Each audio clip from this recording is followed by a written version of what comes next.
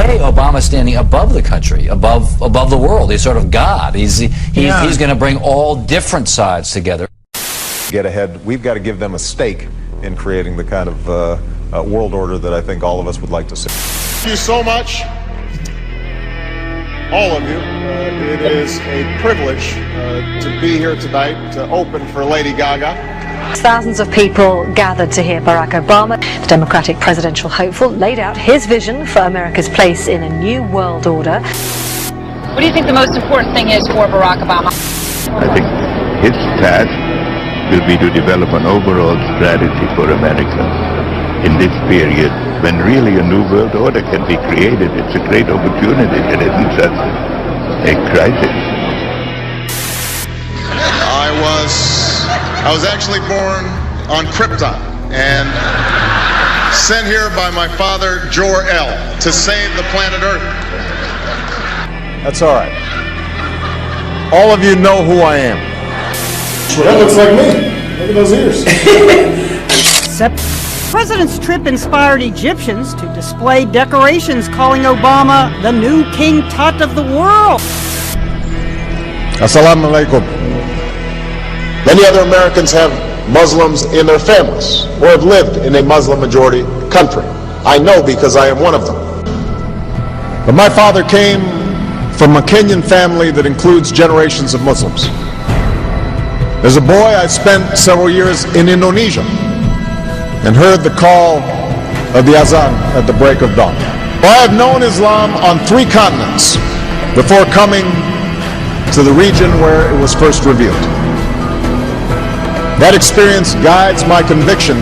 You're absolutely right that John McCain has not talked about my Muslim faith. As the Holy Quran tells us, the Holy Quran teaches that the Holy Quran tells us, and the Holy Quran also says,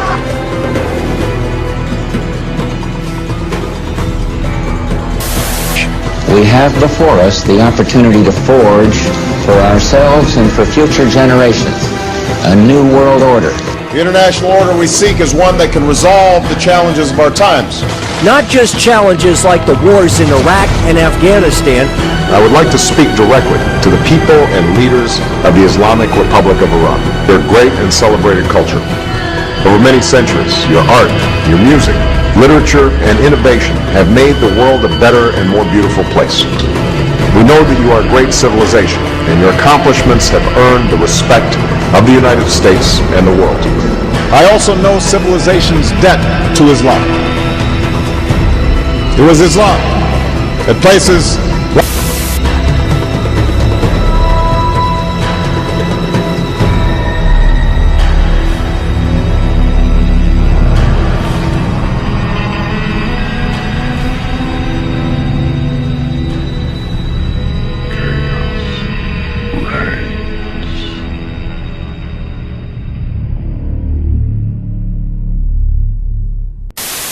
Bilal had a shakur, one of the famous companions of Rasulullah. So Bilal came out of slavery. When he came out of slavery, he occupied one of the most prominent positions with Rasulullah. What was it? He was the mu'azzin of Rasulullah. Bilal, when Rasulullah allowed Bilal to become mu'azzin, it was a big step to the Arabs. Why?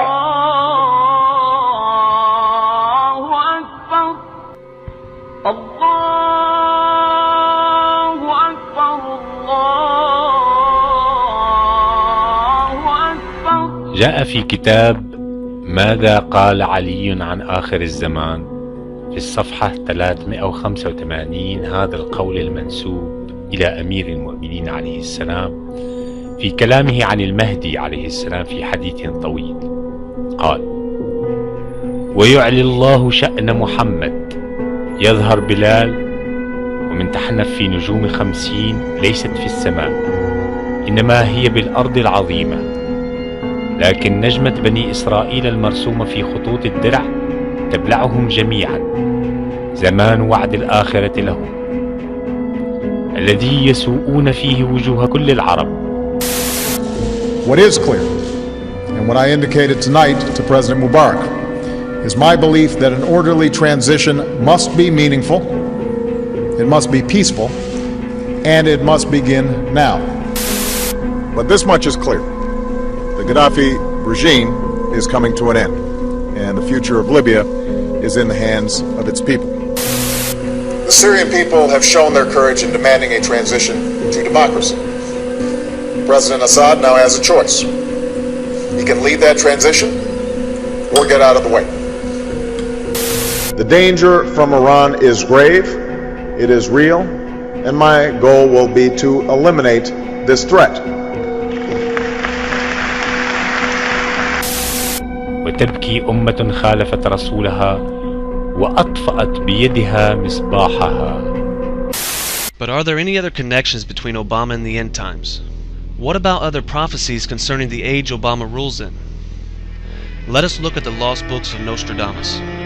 Curiously enough, this alignment only happens once every 13,000 years.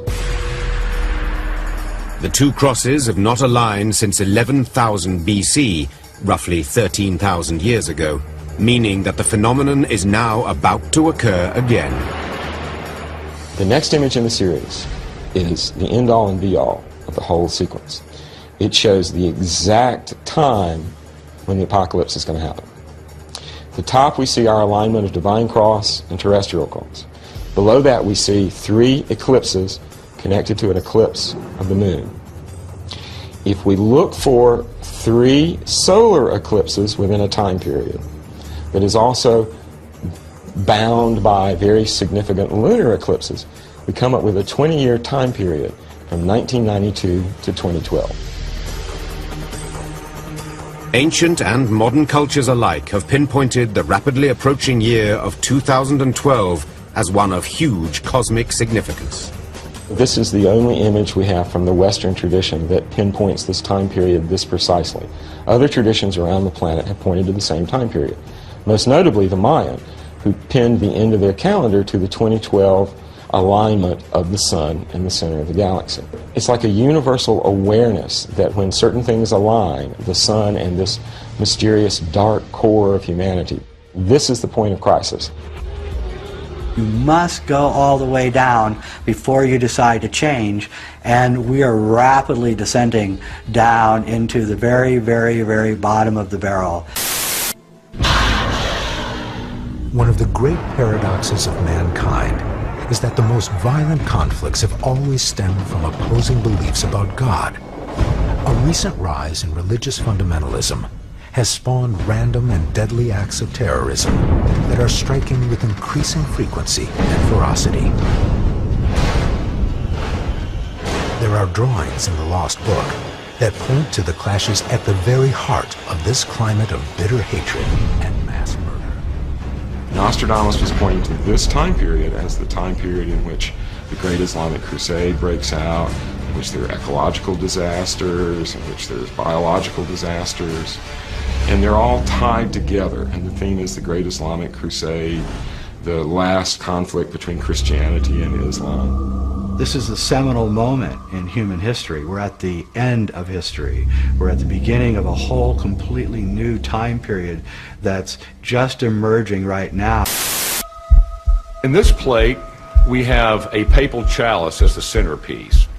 And it appears to be repelling a serpent that is spitting out 3 drops of blood. The serpent represents evil, and it's perhaps symbolic of either Nostradamus' third Antichrist, or perhaps the Antichrist from the Holy Bible. In order for this age to end, someone has to end it.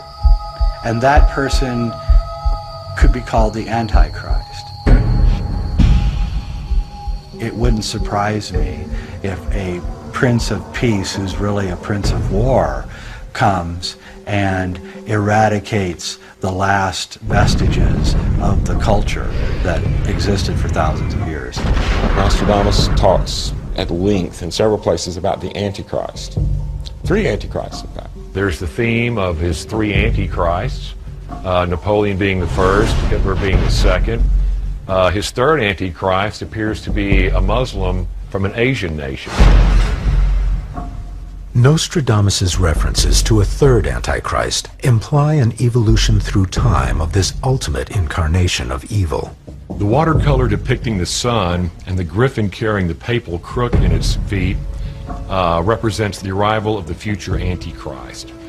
And there will be great trouble for the clergy which follows in the wake of this individual's arrival.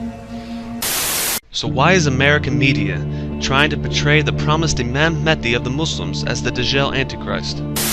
And we're showing the 12th Imam, or the Mahdi, and the Antichrist. Kills Jews and Christians, rules for 7 years, Peace with Israel, breaks peace. The Imam, peace with Israel, and breaks peace. Global seat set up at the Temple Mount.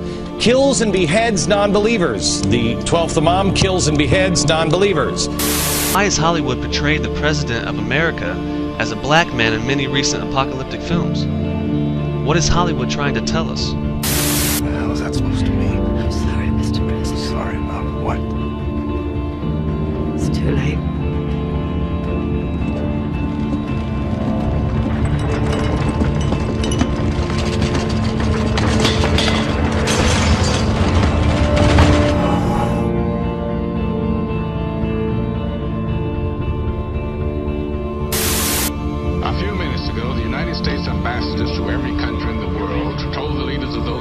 What I'm about to tell you. Last summer, 2 comets were discovered that are on a collision course with Earth. Oh my God. My fellow Americans, this will be the last time I address you. As you know, catastrophe has struck our nation, has struck the world. I wish I could tell you we can prevent the coming destruction. We cannot. Today, none of us are strangers. Today, we are one family, stepping into the darkness together. We are a nation of many religions, but I believe these words reflect the spirit of all our faiths. The Lord is my shepherd, I shall. First of all, the Mayan calendar basically predicts that the world will end in 2012. Oh, well, take a look right there. There it is. It's obvious. Plain وعند قوم يقال لهم الأزدد يكون للمهدي راية هدى ويغدو إلى الوادي المالح وأوسط بلاد الأمريك الكثيرين جدا يومئذ بالأرض. Not only that, the ancient Egyptians also see the year 2012 as a very critical, pivotal year. By the way, so does NASA. Right. NASA, here at home, yes, our modern-day NASA predicts that there's going to be all sorts of astronomical activity, more sunspots, asteroids, all meteors, all that stuff in the year 2012. Should Steve and I be worried? I think so.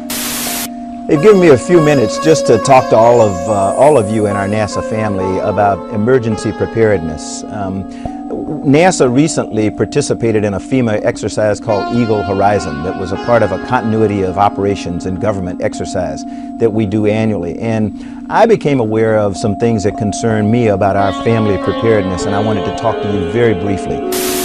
سقوط محمد حسني مبارك عن الإمام علي بن أبي طالب عليه السلام صاحب مصر علامة العلامات وآيته عجب لها إمارات قلبه حسن ورأسه محمد ويغير اسم الجد إن خرج فاعلم أن المهدي سيترك أبوابكم فقبيل أن يقرعها طيروا إليه في قباب السحاب أو ائتوه زحفا محبوا على الثلج. ماذا قال علي عليه السلام في آخر الزمان صاد 330. ومن المعلوم أن حاكم مصر اسمه محمد حسني مبارك وقد غير اسم جده من سيد إلى مبارك وإن قلبه حسن تعني قلب الاسم حسني ورأسه محمد يعني أول الاسم.